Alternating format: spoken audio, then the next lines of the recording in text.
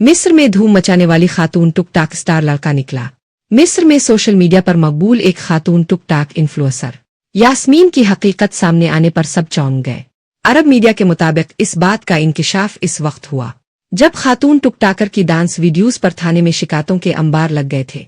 Police ने उन शिकायतों पर तहकीकात के लिए टुक टाकर यास्मीन को पूछगुछ के लिए थाने बुलाया और तफ्तीश की, जिसके दौरान इंकिशाफ हुआ कि लड़की का रूप धार कर यास्मीन के नाम से टुक टाक चलाने वाली खातून दरअसल एक लड़का 18 साल अब्द अर रहमान है।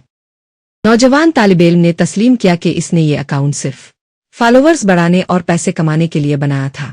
अदालत ने मुल्जिम को इब्तिदाई तौर पर 4 रोज़ा रिमांड पर भेजा, ताहम बाद में इसे 5000 मिस्री पाउंड तकरीबन $105 के इवज जमानत पर रहा कर दिया गया। अब्दुर्रहमान एक गांव में अपनी मुतलका मां के साथ रहता है। मकामी रिहायशियों के मुताबिक वो एक आम और खामोश तब लड़का था और सियाहत और होटल मैनेजमेंट के इंस्टीट्यूट में पढ़ रहा था। एक पड़ोसी ने हैरत का इजहार करते हुए कहा कि हम सदमे में हैं। जिसे एक आम नौजवान लड़के के तौर पर देखा वो लड़की बनकर दुनिया को बेवकूफ बना रहा था। वजारत दाखिला के तर्जुमान ने बताया कि अब्दुर्रहमान पर खातून का रूप धारने और गैर इखलाकी मवाद शाये करने के इल्जामात तहत मुकदमा दायर किया गया है। याद रहे कि ये केस इस वक्त सामने आया है जब मिस्र में हुक्काम मुसलसल सोशल मीडिया पर गैर इखलाकी मवाद के खिलाफ कार्रवाइयां कर रहे हैं।